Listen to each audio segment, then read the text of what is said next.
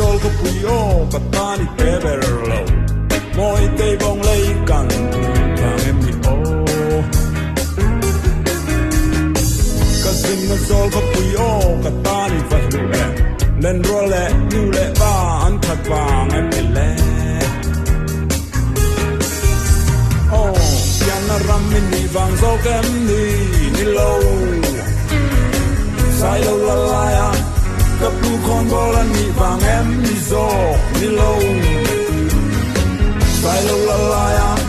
กับผู้คนซอยบางอันนินนางแง่นินนางแหละบางเงินต่างโอ้กับสินละโซกับปุยโยกับตานี่ฟัดลูกแอบวานาเปล่าละโซรกไหนตามคานโนยังชุ่มโมแหละKasin na zol ka puyo ka tani teber toklo ichunga thalai ta nui mithana chan oh rual song tan nen dai kan bor lai kan mai zol thin sai lo fans te bo han no puros min lo ti sai lo ma theng a bo khan e tel lo chuan min lo ti sai lo Rele sora dan pu Sunday Monday below the silo Sang wala lung len pon mi very no long below the silo Double man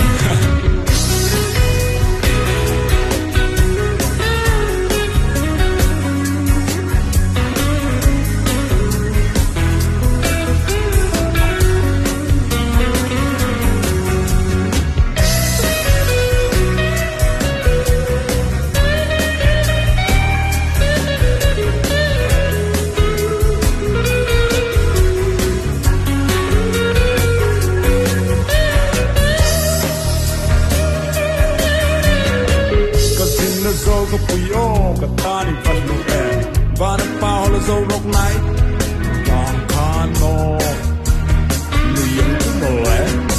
kazin na zol ko puyo katani teber toklo ichunga thalai te nui ri tenga chan oh rol zong kan nen dai kan bo rai kan nai zol thin sai lo fans te khan no puros min lo ti sai lo ma theng a bo khan e tel lo chuan min lo ti sai lo ha re le sora ten ku Sunday Monday min lo ti sai lo ku si din me kon zo ram ngai ha ke zong min lo ti sai lo ka ba lo me